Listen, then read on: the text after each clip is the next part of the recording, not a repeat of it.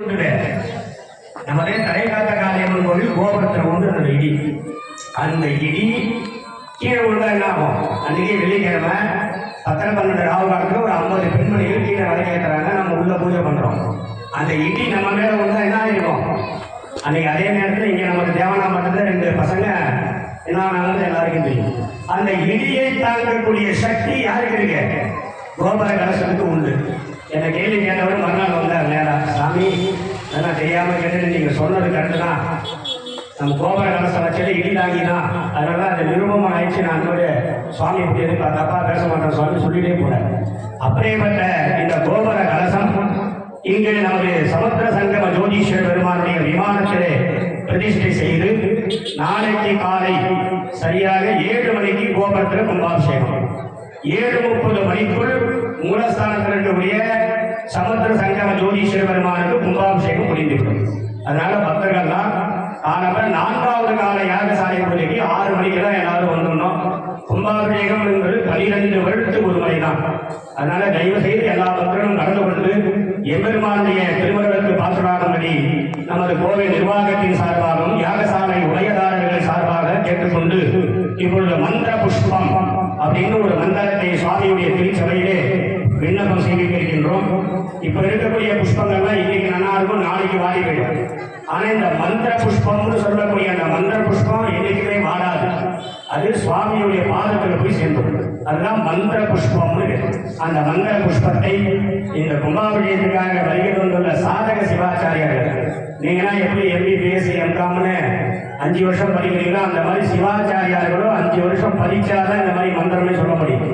அப்படியேப்பட்ட இந்த சிவாச்சாரியர்கள் இங்கே எல்லா ஊர்லேயும் வந்திருக்கிறாங்க. எல்லாருமே 5 வருஷம் படித்த சிவாச்சாரியர்கள் தான்.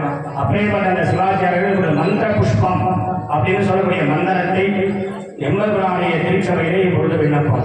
தேவதேவோத்தமா தேவதா சர்வபௌமா ஜாந்தபோடி பிரம்மாண்டநாயகாதிகரி பவா சமுத்திர சங்கம ஜோதீஸ்வர சுவாமி யாகசாலா சந்திரா மந்திரவல்ப பிரியா மந்திரவல்பமவதாரஜா